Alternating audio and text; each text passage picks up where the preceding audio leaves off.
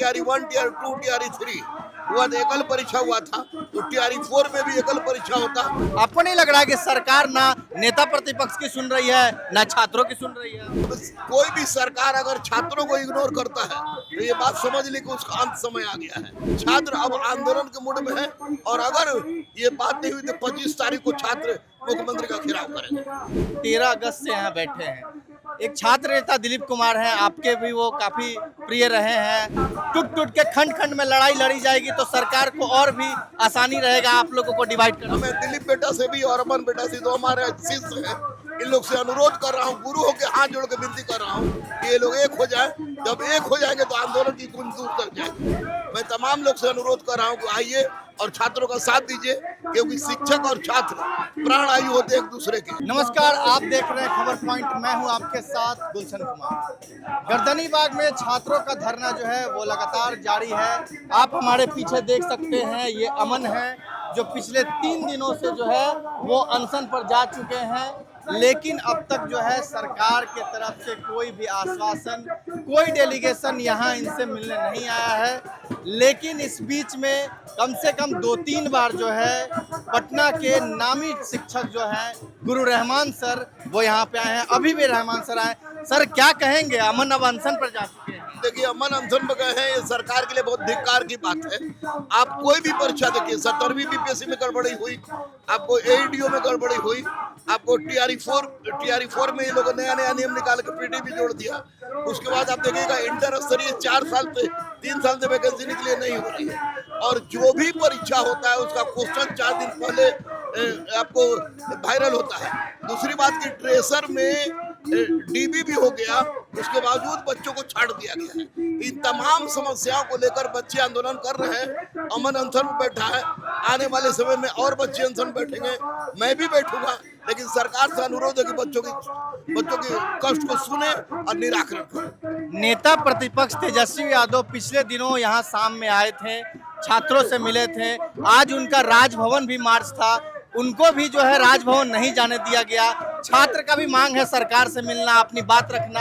आपको नहीं लग रहा है कि सरकार ना नेता प्रतिपक्ष की सुन रही है ना छात्रों की सुन रही है? देखिए, जब विनाश काले विपरीत बुद्धि की बात होती है, जब कोई भी सरकार अगर छात्रों को इग्नोर करता है तो ये बात समझ ली कि उसका अंत समय आ गया है। और ऐसी परिस्थिति में छात्रों की हित की बात करने वाली सरकार आज छात्रों के विरोधी हो गई है।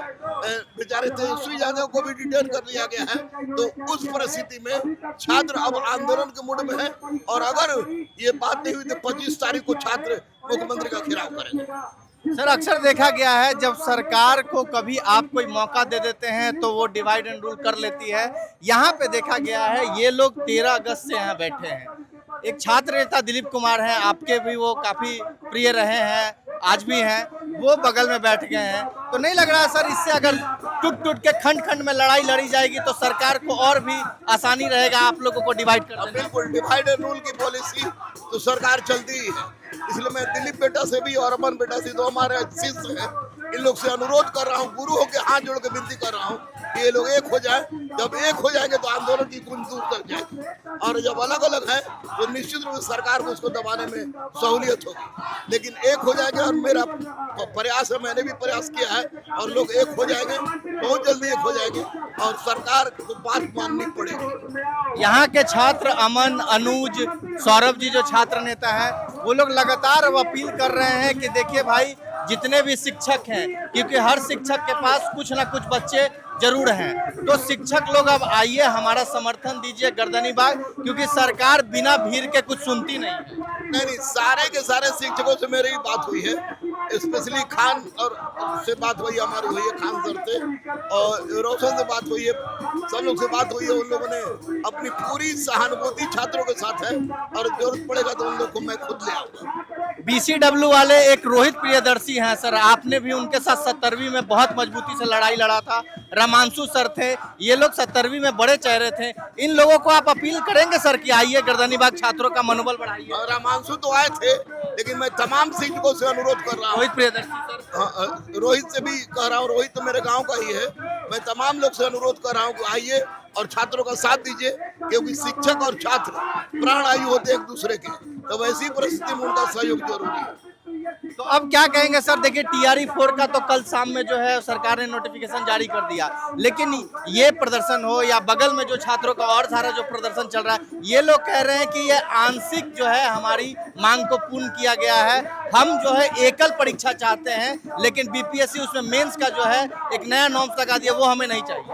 बिल्कुल सही है, जैसे टीआरई 1, टीआरई 2, टीआरई 3 हुआ तो एकल परीक्षा हुआ था, तो टीआरई 4 में भी एकल परीक्षा होता, और उसके बाद आप टीआरई 5 में जो कर रहे हैं कीजिए, लेकिन टीआरई 4 में एकल परीक्षा होने की मांग जो बच्चे कर रहे हैं सही मांग कर रहे हैं। अब तो सर दरोगा जो अभी पिछले दिनों भर्ती हुई थी, जिसका फिजिकल का भी डेट आ गया है 1799 में, उसमें भी धांधली के आरोप लग रहे हैं। बीपीएससी असिस्टेंट इंजीनियर का पिछले साल भर से एग्जाम पे जो रिजल्ट है वो पेंडिंग है।